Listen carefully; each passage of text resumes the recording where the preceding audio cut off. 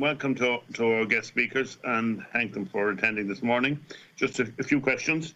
How does one know that the use of vitamin D is optimal for a particular individual? If I were to ask myself, or somebody was to ask me tomorrow morning, that's the first question. Is there a downside? What is the possible downside? Sarcoma 2 infection referred to. Could we have some more information maybe on that? And the next question, this is, sorry about this, Chairman. The next question is the condition known as Guillain-Barré, where the immune system attacks the nervous system. Would a supplementation of the immune system lead to a greater chance of that condition of Guillain-Barré? I happen to know at least 5 people who suffered from that in the last few years. It's supposed to be a very rare disease, but I know 5 or maybe 6 people. So it's not as rare as people thought. So just they're the opening questions, Chairman. Very much, Bernard. Who wants to take? Thank you, Chair. In relation to the first question, Deputy Durkan, how do we know that vitamin D supplements are optimal? In relation certainly to immunological disease, we have a lot of evidence that suggests that there's an advantage in optimizing vitamin D status. We have data from geographic studies, we have data from laboratory studies, we have data from observational clinical studies where we look at people that have SARS-CoV-2 infection and evaluate their clinical course. And laterally, we also have information that's coming from intervention trials with vitamin D supplementation. So there's quite a lot of evidence there that suggests, at least in the context of immunological problems that could predispose you to worse infection, that vitamin D confers an advantage. Is there a downside? I'll bring Professor Kenny in on this. There are certainly situations where you need to be careful with vitamin D, but for most people this is extremely safe. But I'll bring Professor Kenny in to talk more about that.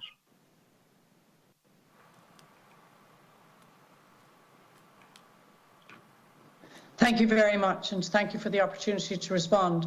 So, with respond to your first question, there are no symptoms of deficiency as such unless the deficiency of vitamin D is very, very low. So you won't know whether or not you're deficient as I speak to you now.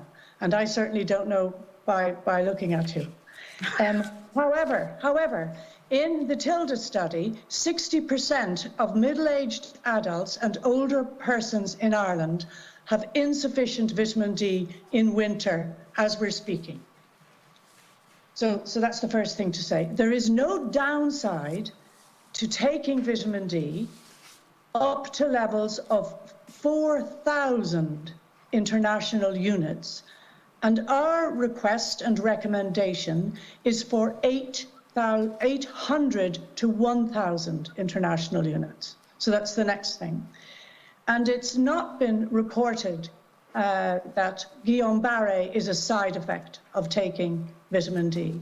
Now, whether or not Guillain-Barré is associated with severe deficiencies, to my knowledge, has not been reported. But immunity certainly is much, much lower, generally speaking, if you have insufficiency or deficiency of vitamin D. And there are immune underlying causes of Guillain-Barré syndrome likely. Okay, thank you, Prof. Kenny. We have a question as well from Professor Walsh and then Professor Fall.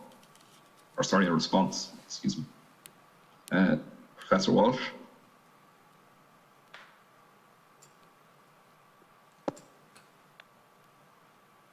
You're on silent, Professor Walsh. You're on silent. Oh yeah, okay. Good morning, good question, Oireachtas. No, I would just add to what Roseanne Kenny has said, and that the safety of vitamin D is well recognised, and I think it's very important to. And what she says is that the 800 to 1,000 is all we're recommending. That's what we give to our bone patients. But it's recognised that safe levels have been given up to 4,000 a day, and that's recognised by the Institute of Medicine as well. So this is really to emphasise what she's saying.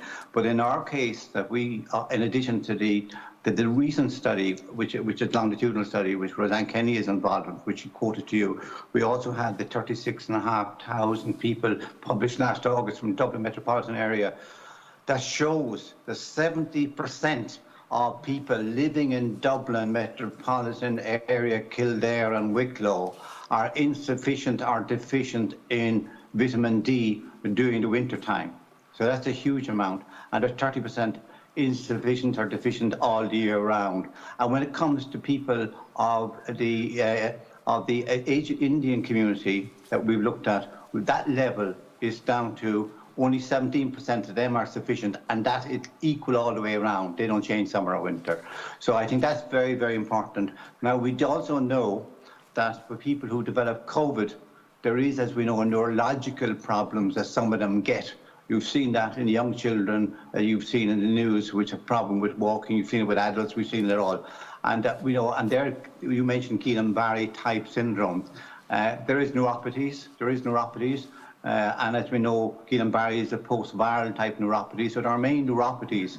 So not that vitamin D is specific for, that we have the strong evidence to say that it affects that, but we do know that the severity of disease with people who get COVID is more severe in those people who have very, very low vitamin D. But it's important that they have it, vitamin D normalised a long time before they get the COVID.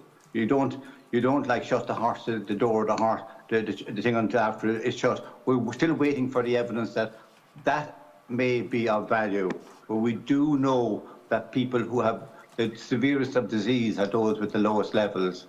And we've seen that in the BAME community, which is one I said only 70% sufficient. So I think that's just to add to what Professor Kenny has just already said. I think Professor Fall would like to comment on this as well. Thanks, Professor Walsh. Gurmila Margaret, Deputy Durkan, thank you for an astute question.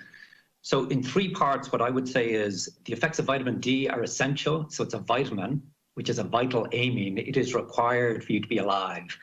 The original studies, which we cannot do in humans, the original studies, as you know, were done in animals at the turn of the century, and they involved withdrawing animals from sunlight and withdrawing them from nutrient vitamin D. And one of the problems that we have in human studies is that even if we tell people not to take vitamin D supplements, if they go out in the sunshine, they're going to get vitamin D. So in animal studies, which, as I say, are unethical in humans, and this is what Dr. McCartney was talking about, it's unethical to do this in humans. If you withdraw animals, and this is done in the 1920s and the turn of the century, if you withdraw them from sunshine and give them a diet, for instance, the famous single grain experiment, which is giving animals either corn, oats, or wheat, they would not survive. The animals who did the best were corn, and then it was worked out by scientists at that time, Steenbach et al. In Wisconsin, and I can show you all the details of this if you wish. It was ultraviolet radiation of the food itself. So even if you radiated the food with ultraviolet light, that let the animals survive and let them thrive. If you didn't, they would be infertile and they would not thrive. So that's the first thing. So the effects of vitamin D are thought to be beneficial in humans. In fact, the entire industry of cereals in the US, Kellogg's and Quaker and so on, so Quaker Oats bought over the patent for irradiating cereals so that they could say that there was supplementation, vitamin D supplementation of their cereals. Quaker Oats, as you know, are a well-known cereal manufacturer in the US. So it was based on that scientific knowledge that vitamin D is good for you, and you should take it on a daily basis. The second question that you asked about Guillain-Barré, I agree with my colleagues. We don't have enough data on that right now.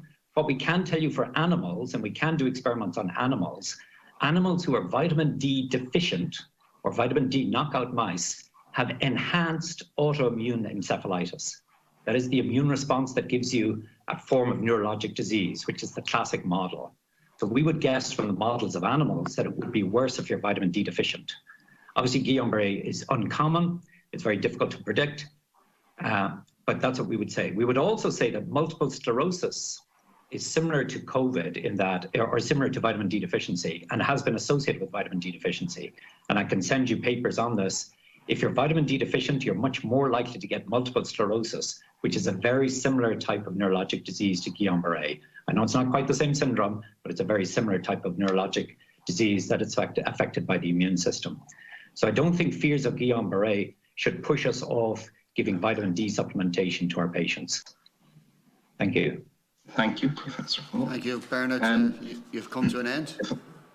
If I could just comment on, go ahead. Sorry. One thing that Professor Walsh said there. I mean, we've identified a number of groups that are particularly susceptible to vitamin D deficiency across the population.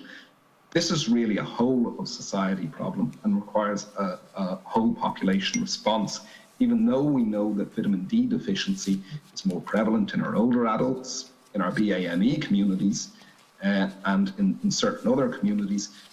Even in young people, it's extremely prevalent. About 50% of our young people aged 18 to 39 have low vitamin D levels at this time of year. So it's across the population, and this is why it requires a central intervention from the statutory health authorities.